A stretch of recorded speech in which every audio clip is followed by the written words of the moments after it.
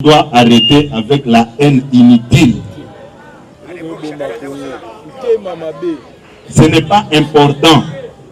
Mais moi je sais, comme les gens veulent profiter, se cacher derrière l'union sacrée pour faire la guerre au chef de l'État, nous allons nous régler des comptes. Nous allons nous régler des comptes. Secrétaire général. Na président ya parti. Donc kokakosala ete totelema awa na 4 ya moto te. Boko kakosalisa Sankuru sur tout point de vue pour que bisope na Sankuru kuna batu bako kakosentir les fati béton. Batu bakota même na kati na biso pour dresser la base de l'IDPS contre le chef de l'État. Ça n'a pas marché. Tokoboya été tozaka kanaye. Même tozu misalate tozaka kanaye. Totoro kanamalam. Nous n'allons pas rejeter Félix Tshisekedi pour un intérêt quelconque. Tokani malam. Va revoir ba calcul na bango ndenge mususu tokani.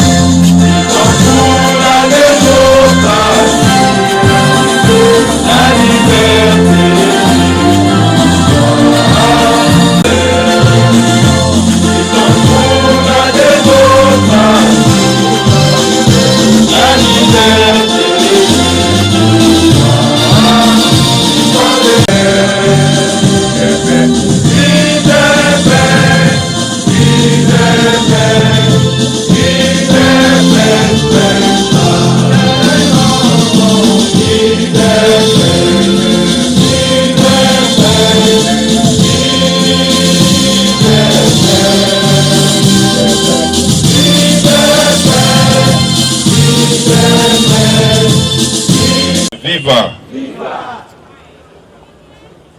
Bonne bête la mambo.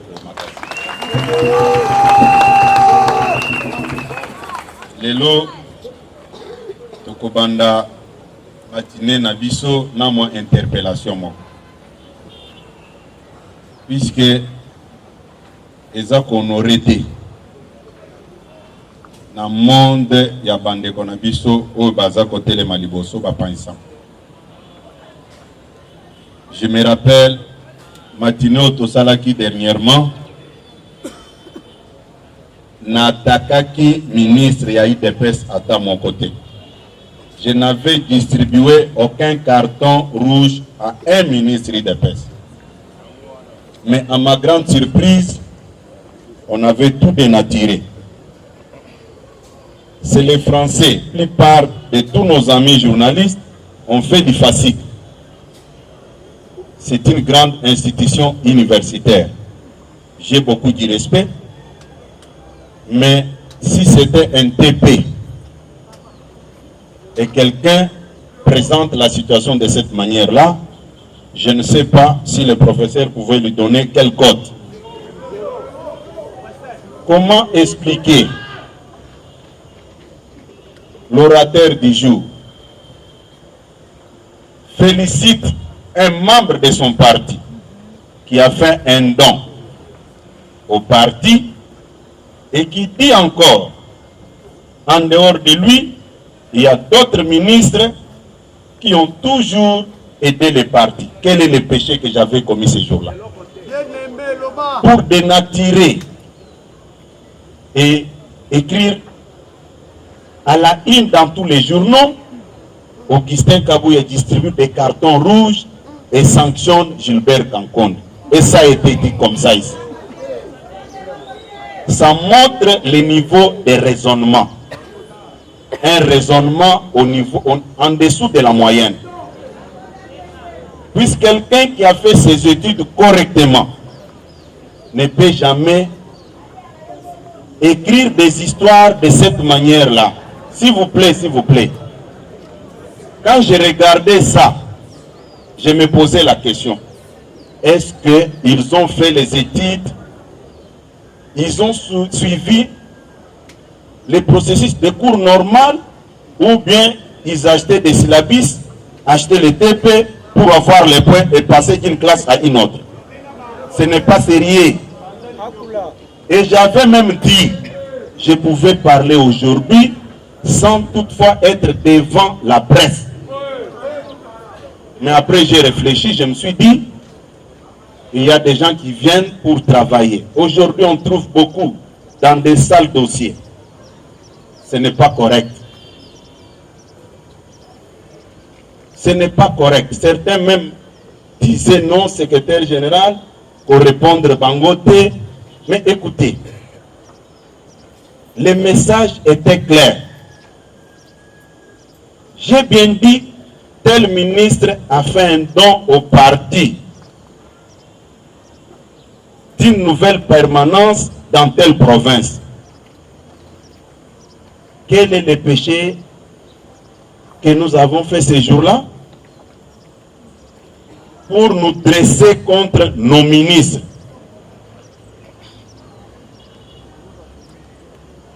Et c'était filmé. C'est toujours le même comportement. Non, le secrétaire général de l'IDPS avait déclaré que le procès Kamere, c'est un procès politique. Jusqu'aujourd'hui, personne n'a jamais brandi un petit morceau de vidéo. Personne. Mais il vous dit non, c'est la liberté de presse. Et j'ai suivi quelqu'un d'autre. Je vous dis, avant de parler de quelqu'un, il faut mener des enquêtes pour les connaître. Sinon, tu vas dire des choses qui ne tiennent même pas debout. Et moi, je suis très à l'aise. Quand on nous présente aux yeux de l'opinion, moi je dis gloire à Dieu. Pour manifester sa gloire. C'est très important que je vous parle comme ça. Ceux qui te l'ingitoko dans l'histoire, Koyeba Nana Salimini, peut-être Moutoumso a commis mon que j'avais mal parlé. Si vous voulez faire la politique, on vous attend à bras ouverts pour faire la politique avec nous. J'ai suivi un monsieur qui parlait sur une chaîne de la place, qui dit, je le connais très bien. C'est quelqu'un qui vivait dans la pauvreté extrême. Moi j'ai dit gloire à Dieu, mais Dieu m'a élevé.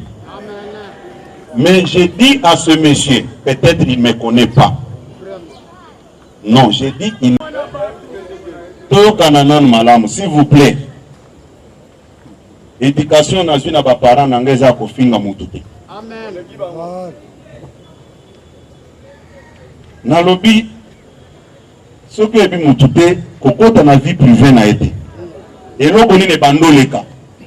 On a bando vivre na clandestinité pour éviter les tracasseries. Il y a pas service.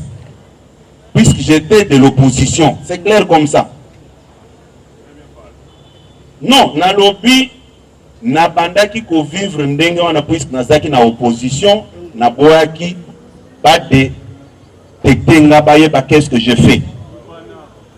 Les mêmes messieurs, s'il veut connaître, qu'il aille sur avenue Bobozo 7 bis à Mongafolo, non loin de Macadam, j'ai une parcelle là-bas et j'ai acheté en 2005, encore étudiant. On doit apprendre à se respecter. Ce n'est pas l'héritage de mon père ou de mon grand frère, je l'ai dit. Tout ça, l'effort, il y a qu'à se respecter. C'est très important. Natikala kokota na vie privée à Moutouté. Mais ça cesse d'être la politique. Kofinga. Mengana kofinga te. Naza kopesa ba preuve ya kolakisa que je ne sors pas d'ignorant. J'ai un parcours. Peut-être trop bat mususu babandai ko envier. Déjà Moutounion Sotozaki n'a eu de pesa a aidé en bien. Quand j'ai acheté cette voiture, peut-être, lui vivait encore chez ses parents. T'as la plaque où on est à Sikate, sa place qui est à Kala. Non, on doit apprendre à se respecter. Et ça, dans le lobby, ils ont pris tout leur temps. Mais, Ngaï n'a pas attaqué Bangote. Je vais régler des comptes. Na ba chef na bango. Bongo. Comment expliquez-vous parler de la politique si vous n'avez pas des arguments?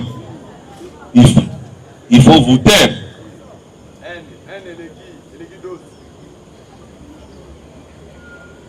Tango baza koloba opo ba komi otambo na ba mituka po ba komi na pouvoir. Non, c'est faux, ce n'est pas vrai. Non, toyo kananano. Biso de peste toye na pouvoir pour na koyiba mbongo na kesi ya l'état te.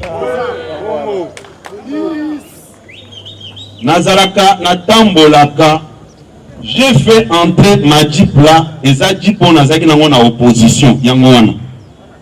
Non, eza wana yango wana. Mais quand vous voulez parler de quelqu'un, il faut avoir des réserves. Il faut avoir des réserves, c'est très important. Puisque batunyo so balekisaki wana balanda nga bien nga pe na kosala enquête na eba ba passer na bango comme ça na leka pe na télévision na yokaki ba mususu s'il vous plaît na yokaki ba mususu baza ko ebisanga na rang na secrétaire général pour répondre te. J'ai dit ceci, je dois répondre à tout un chacun. Je ne peux pas. Si les gens font la mendicité pour importuner les autres, chez moi, ça ne passera pas. Mais je vous promets, je connais les réseaux. Je dois attaquer leur maître à penser. Et je l'ai dit et je dois le faire. Les chefs de l'État n'est pas leur ami. Ils savaient boutiquer leurs bêtises. Et ils connaissent bien la suite. Nakanisi tango toza kokutana awa mutu asala musala na ye. Ceux qui viennent comme des mercenaires doivent faire correctement leur travail de mercenaires. Mais n'allez pas dans des futilités. Ça c'est nos vies privées, ça n'a rien à voir avec ce que nous faisons. Peut-être ngana kosala ndenge na po mutu déranger kangate. Mais kobanda koloba oh non bakomi lelo komi mona o bazota na mamituka non nga bayebaki nga na déjà na DGI tango tozaki na opposition. Ça ne sert à rien ya koloba babiloko wana. C'est manque d'argument. Koloba que non à lobby. Pourquoi vous voulez m'attribuer les propos que je n'ai pas dit? Ces jours-là, j'ai remercié nos ministres. Et puis, Naoki Bamoussous Balobi, ba ministre et de presse, Bazaki ba incompétent. J'ai dit c'est faux. L'IDPS n'avait pas de ministres incompétents. Je vais vous démontrer ça. Nos ministres ont fonctionné dans des conditions difficiles, c'est connu de tout le monde, sans frais de fonctionnement. Même temps au Bayoki, Bazakoloba, oh non, ceux qui ils étaient très nostalgiques. Le ministre IDPS a dit que la République, problème mon côté, devant la communauté internationale. Mais tous les noms cités, mais ce sont des gens indésirables au niveau international. On ne peut pas commencer à embrayer les gens, embarquer les gens dans des histoires inutiles comme ça. Oh non, je suis journaliste. Ce n'était pas dans le plan de Dieu. Dieu a fait que Batunion Swana pas disparaître Ngana Mata. C'est le plan de Dieu. Pourquoi avoir la haine dans des bêtises comme ça? Et les gens nous traitent là des gens sans valeur. Mais nous étions devant les gens expérimentés que vous respectez là. Mais nous sommes où aujourd'hui?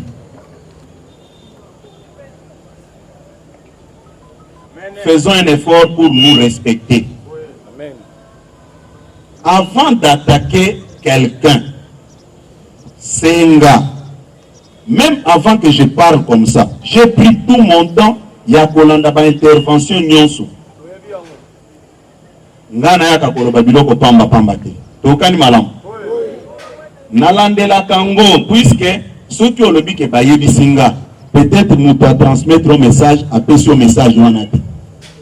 Appeler un bien te.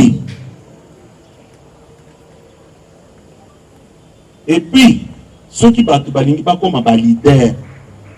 Na mutu ya ba dirigeant IDPS que nous sommes, il se trompe. Sous notre mandat, tokotikala kokangisa journaliste ata mon côté. Finga ndenge olingi, lobanyo solingi, toko pozoro mutuna ata mon côté. Finga na yo, kosa na yo, lobanyo so. Et puis ba mususu même na tikisaka bango na babolo. Bakangi boye babenga na lobino sous notre règne tokoki jamais qu'on permettre bakanga mutu puisque mais ça devient des attaques personnelles, des injures. Ce n'est pas correct.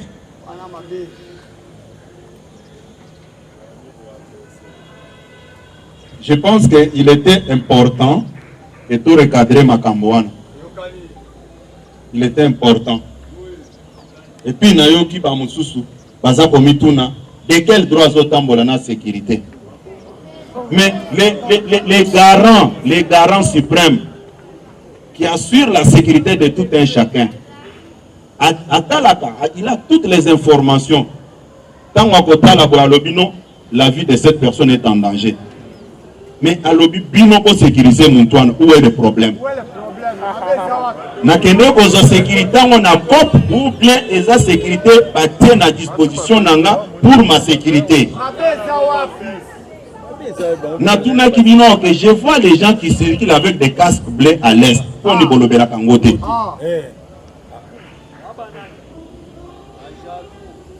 Où est-ce que vous avez déjà vu une autorité qui arrive dans un milieu, la police au bazar na baso pe sembote te? Comment expliquer les gens sérieux passent leur temps dans des bêtises? Oh non,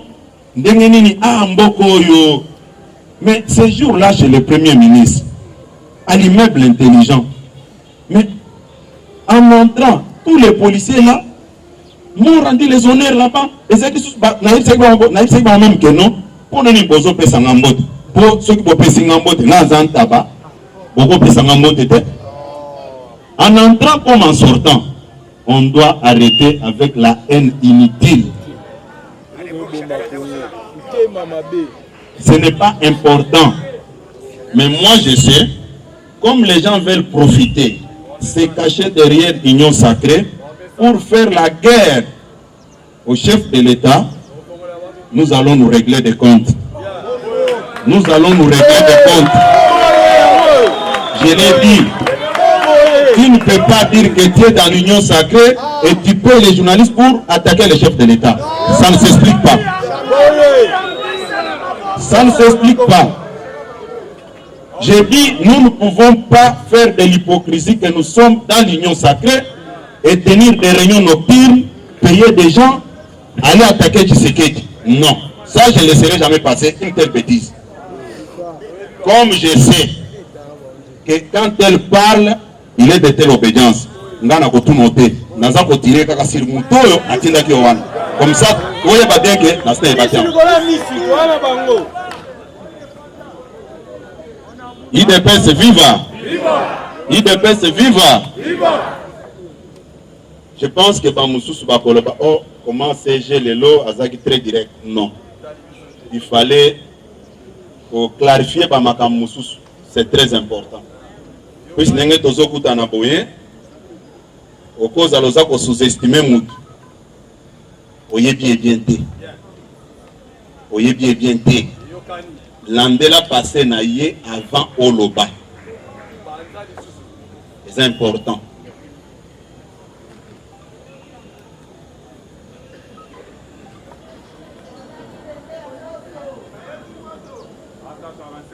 Nakanisi matinée na biso alelo to bande ndenge wana puisque namonaki qu'il y avait excès de zèle.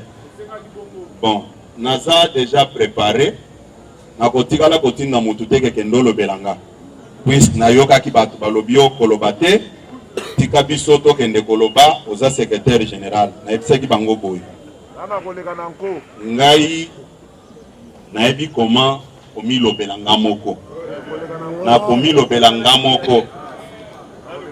J'ai une histoire dans ces partis. La main de Dieu est sur le chef de l'État. Tout ce que les gens peuvent penser, partout, Bakota même Nakati Nabissoir, pour dresser la base de l'IDPS contre le chef de l'État, ça n'a pas marché. Tokobo ya été, Tozaka Kanaye. Même Tozu Misalate, Tozaka Kanaye. Totoro Kanamalam. Nous n'allons pas rejeter Félix Tshisekedi pour un intérêt quelconque. Tokani Malam. Va revoir Bakalkin Nabango, Ndenge Moussous Tokani. Bazako passer ta Nabango, Pamba. Nayebi, ils vont revenir pour dire quoi? Est-ce qu'il y a Moutolobaki OT que non, le ministre Bazo collaborer na biso bakozonga te. Ils vont parler de ça puisque nalobaka yango. Tokani manam.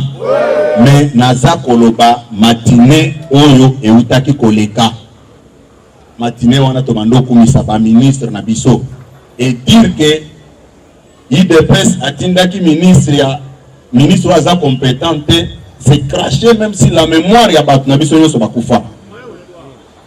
Il devait s'attendre avec un ministre incompétent. Il y a eu des problèmes au Bisoto Yebi. Quand nous sommes arrivés au pouvoir, contexte na biso est différent. Na ba pouvoir nyon sur les quatre. Nous sommes arrivés au pouvoir le 24 janvier 2019. Le premier gouvernement de Félix Tshisekedi est mis en place au mois de septembre. Du mois de janvier jusqu'au mois de septembre, c'était toujours le régime passé qui expédiait les affaires courantes. 3 mois seulement du gouvernement Tshisekedi. Au continent en 2020, un mois après, matière nae a koki kobanga session T. Mais bon, on a gâté que rentrée académique est en date boy. Pour telle ou telle raison, rentrée académique est renvoyé à une telle date. Mais IDPS viva. IDPS viva. Même na banda kuna biso. Nazozo par exemple moko élémentaire. Au lobby, maman nazana nzala lambelanga fufu. Mais bakote ya fufu mbala moko na mesa te. Ba maman ndenge bavanda ba ebi ba étape nyonso ndenge tokende. Hein?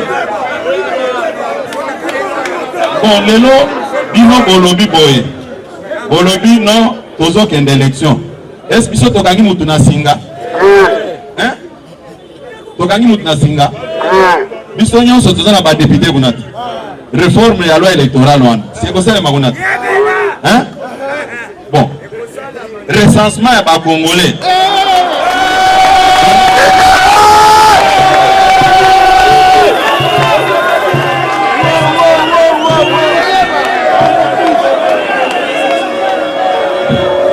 IDPS viva babiloko yango bato mosusu bazoloba nini ye avanda kaka na bamatine akobima Kinshasa te non nayebisi bandeko wana ke il n'y a que les insensés oyo batikala koyeba te ke bafrontière nyonso ezaki ya kokanga baboyaki bato babima. Il n'y a que le secrétaire général qui pouvait défier le pouvoir même pendant Covid ye wana aza kotambola. Est-ce que réellement toza sérieux? Non. Tosali awa si c'est 6 mois mobimba avion ata moko ezokita te. Dernièrement makambo elingi bouger boy bakangi lisusu balobi tolingi komona bato te. Mais yo ozoya olobi nini? Kabuya bomi parti abimaka te papa. Bon olingi na kende wapi puisque bokangi frontière nyonso ke bato babima te.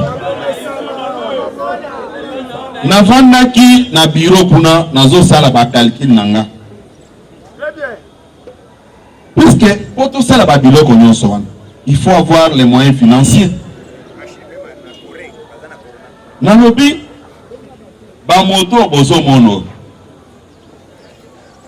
Ba moto oy eza na ba fédération mususu olongo na fédération okende na sous-section aujourd'hui à distance à 400 km. Comment est-ce que le président fédéral a Kokendesi n'a pas un moyen de transport? Yango bomoni to sombi ba moto pour faciliter ba montage. Nous avons au moins 67 fédérations. Ceux qui ont 4 à Kinshasa, nous restons avec 63 fédérations où ils en ont à l'intérieur. Mais pas fédération n'y ont soit. Oui, puis na uti ko ebisa bino ke ceux qui ont équipé les Kambouté, tout n'a pas expliqué yo. Tout n'a pas expliqué yo. Tous ceux qui ont réunir ma kokipona comme ça, on n'a pas nani ni bazo kendete. Vous imaginez, moi je suis secrétaire général. Quand on a zomi, nazo sala déplacement, nazo kende na intérieur. Est-ce nako kende na délégation avec des personnes? Non. Mais ceux qui basent mouké comme secrétaire général, avec mes collaborateurs, les adjoints, les secrétaires nationaux, Toko Zala une délégation au minimum même 15 personnes. Bon,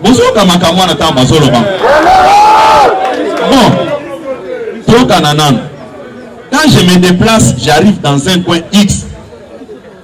Nous sommes un parti au pouvoir. Mais il y aura des cas sociaux, il y a bateau, bakoya ou non, CG, bon. Tu arrives comme ça, et c'est sérieux ça.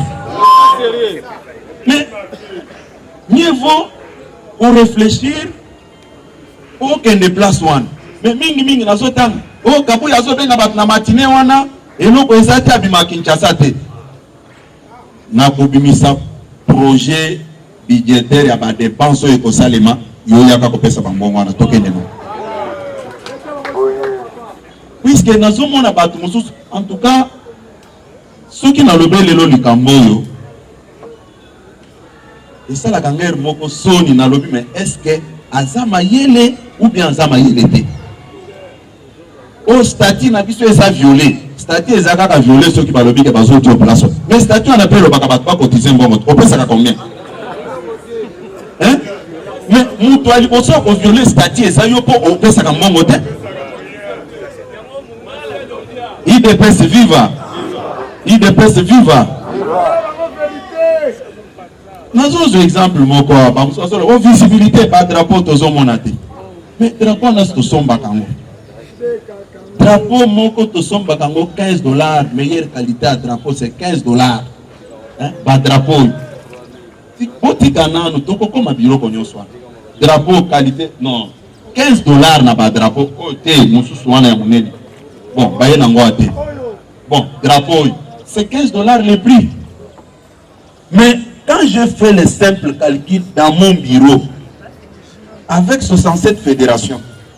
Ce qui te le but pour la visibilité à parti. Tu par fédération 2000 drapeaux, c'est-à-dire tu tiens à ma section, tu tiens à ma cellule. Quand vous faites les calculs, vous êtes déjà dans les 100 quelques des mille de dollars. Mais, au moment où on appelle ça un franc. Déjà, avec 67 fédérations, 63, il faut que ça battre sur la moto. Au minimum, à taille au moko. Hein? Mais ceux qui ont vu 1000 motos, fois $1000 le prix unitaire, c'est déjà $1 million. Mais pour s'en prendre na Senko. Je ne suis pas d'accord, je suis secrétaire général, c'est ça la meilleure position du parti. Okani? Okani madame? Voilà. Bamususu batuni biso position na biso par rapport à nouveau bureau ya Sénat. IDPS viva. Sénat wana pour nous voter bureau, il faut aux la sénateur. Eza boyete.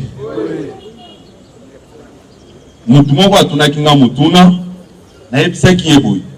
Ngai naza sénateur te. Naza député te. Mais na apprendre que ba sénateur ba voter bureau na bango. Mais problème na ngani ni place wa. Oh non yo zongi mana mutu songolo ba. Mais bango moko ne ba voter bureau na bango. Même ceux qui n'ont le but que na lingi biloko wana te. Eko changer logo.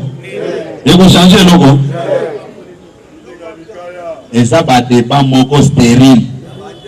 Tu okani? Okani madame?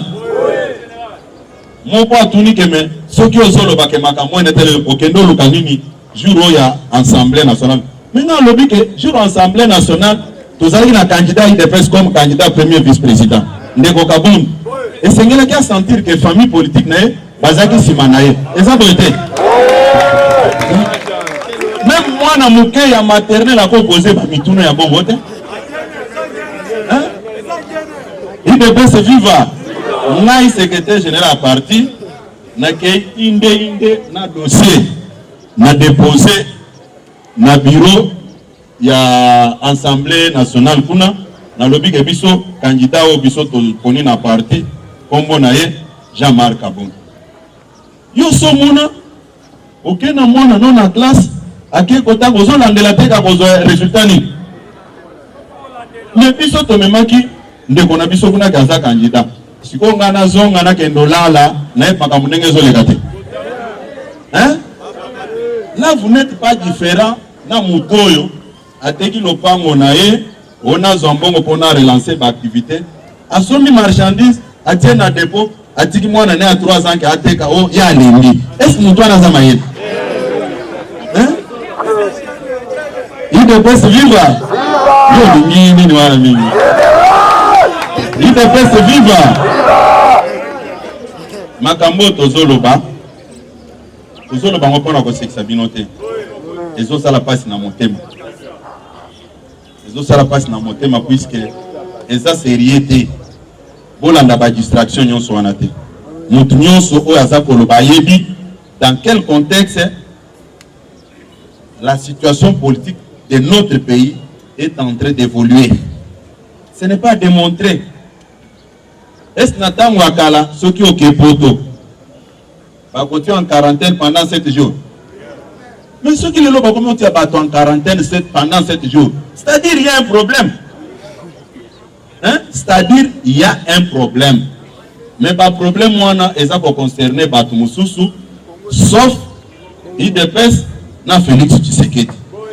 On veut nous demander même ce qu'on n'a pas pu demander na Batoyo va diriger Mboko pendant 32 ans, pendant 18 ans. C'est de la méchanceté. IDPS viva. IDPS viva. Bolanda babilo konyon swanate. Eza ba distraction moko baza komemela bino. Toyokani? Biso tozo zela.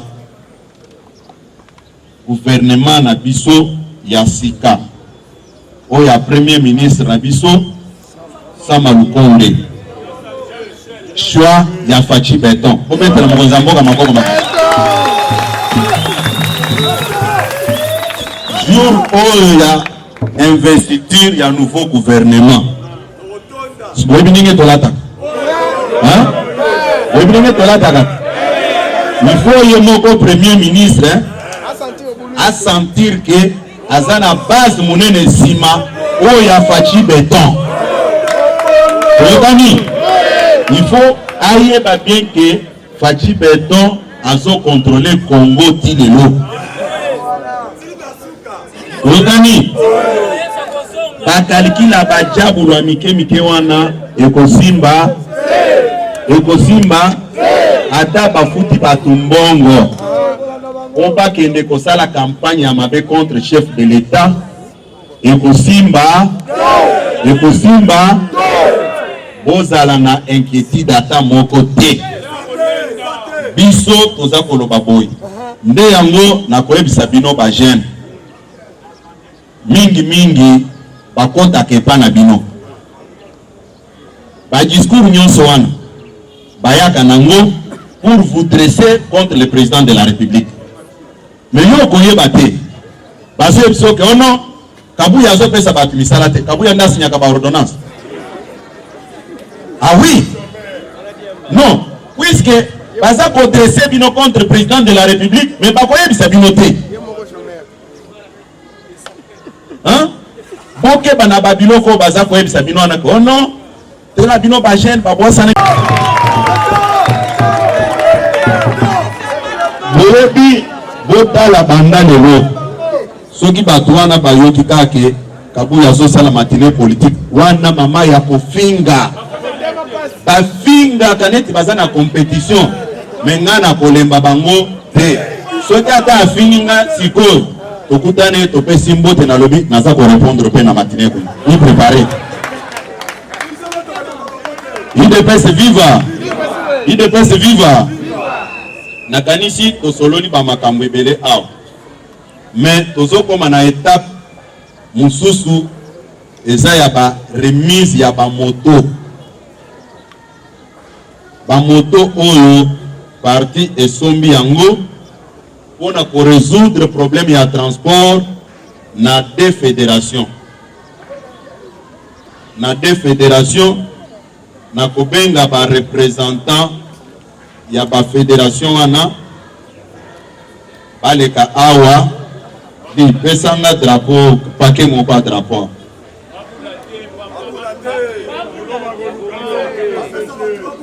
ebele balobaka ono parti eza mal géré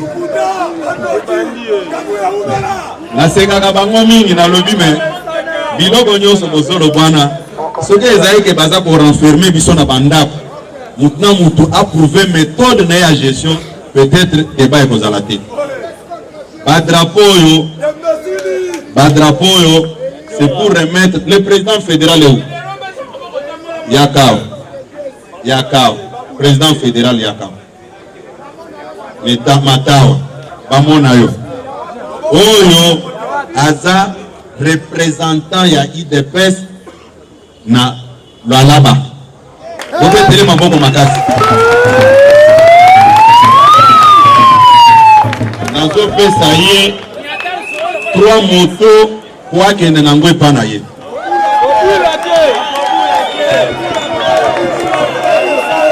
oyo badrapeau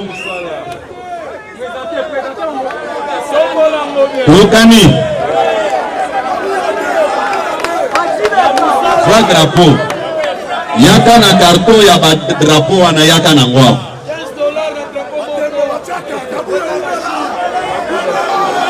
tika bafinga na bango toza wana produit eza te kongola wa dikoloni sokonta oyo baza koloba ono tozomona te. Nous allons faire ça dans toutes les fédérations. Après hier,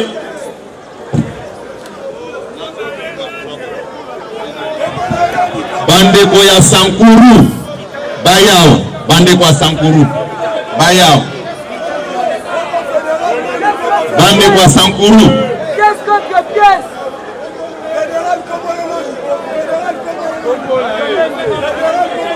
nazo benga yaza mwana mukete akoloba yakawa bazo tuna kombo ne nani Kombo fédéral Albert Kambale. Kabunda zobo ma parti. Kabunda zobo ma parti na Kabuya. Bazobo ma parti. Parti wango tozoke. Beta president na so parti magogo makasi. Beta ndeko kabingu magogo makasi.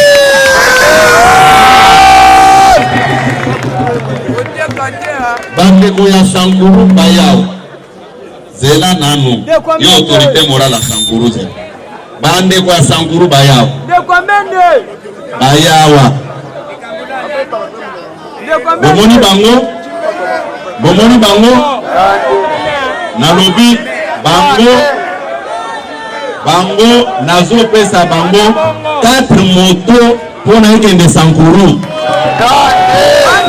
Bon, lokola dans un mois de la femme, nous allons remettre la clé de contact et pas maman.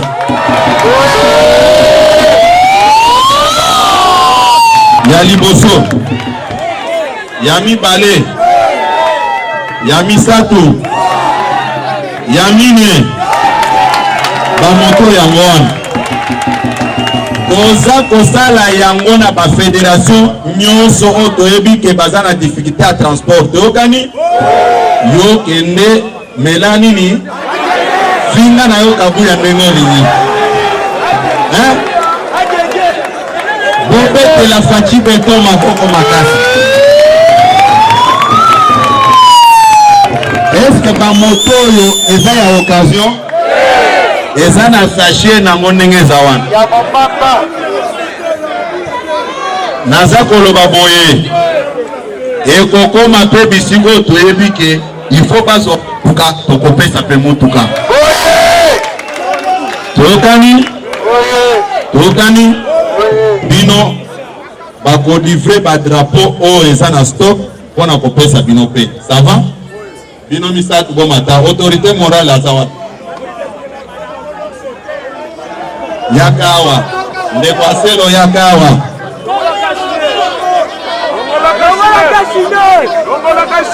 bon mama yo leka boy oyoki ba mama nyonso bazo réclamer na pesi bino ba moto bino ba mama bomoni yango te mama no ba kombo no bayoka kombo na kana taimula na za fédéral Changu ça va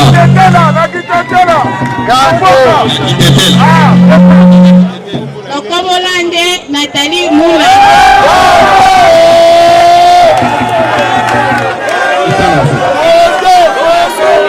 makanisi makambo tosali yango ya kobombana te tosali yango na misu na bino nyonso tokani malamu tokani fédéral Polo loba pe kombo yo za baba olobaka te secrétaire général kombo na ngai maître Loaka Lokonia Nelson kombo la mi maître Loaka Lokonia Nelson assistant à secrétaire général Daniel Assel Roditoanko.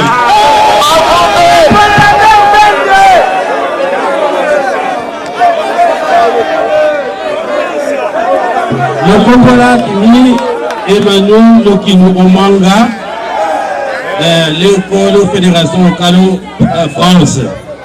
Merci beaucoup. Moïfoula, il est presque vivant. Il est presque vivant. Merci beaucoup. Viva la nation. Bakanisi koko. Otoke moala lobité. Bakolo yakawa. Lobana kitetela nalingi ba français te. Lobana kitetela.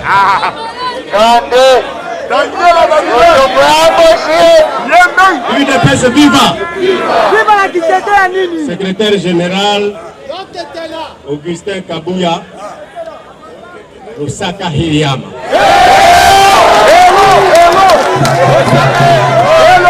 Kombo lana wa Sankuru ko tondo. Fédération ya ko château ya Sankuru elo.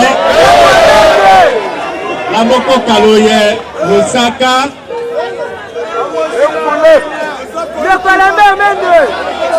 Lusaka lako Oshkando président Jean-Marc Kaboun. Secrétaire général, mon chef, Limbisa a été la partie au Rando Bamuke na Lingala. Pour être na uta ki ko sepela mingi na passage ya baninga na ngai bandeko na ngai ya Manema. Baoyo bauti ko pesa yo trophée kaka sika oyo. Na sepeli pourquoi? Bango baye balobi na yo to constater que Maniema ezalaka passion to ezalaka passion ya FCC. Kasi yo Kabuya Augustin osali mwa makambo ebele pour que okoka kobimisa Maniema na situation oyo bazalaki na yango.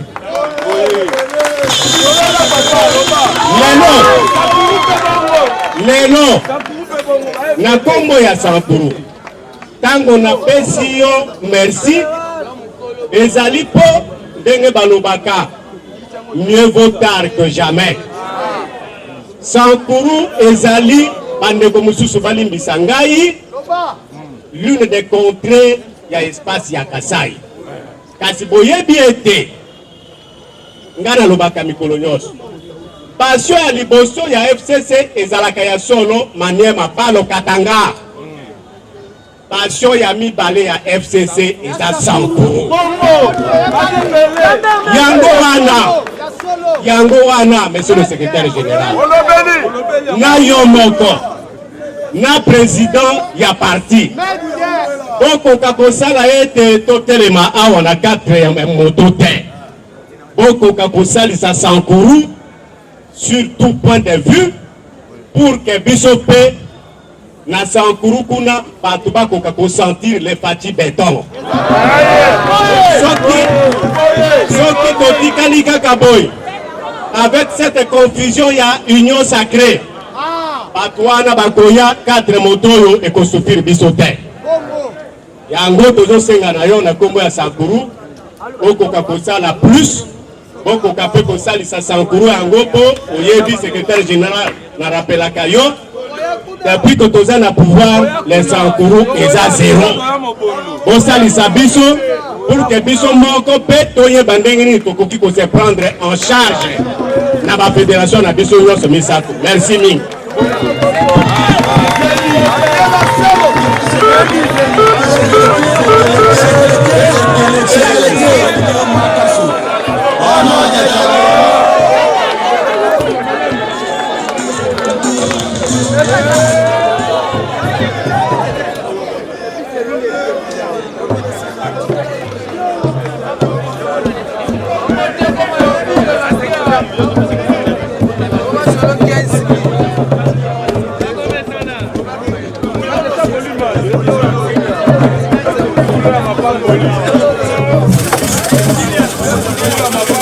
Fatine mokonzi ya Congo, Fatine mokonzi ya Afrika, Fatine asangisi bato nyonso na inyo sacré. Oh Fatine mokonzi ya Congo, Fatine mokonzi ya Afrika, Fatine asangisi bato nyonso na inyo sacré. UDPS viva. Tozobe na mutu alaloba pe a remercier bino base ya parti na ba moto oyo auti kozwa pe yaka. Jambo yenu batoto ya Lalaba, jambo yenu batoto ya Katanga.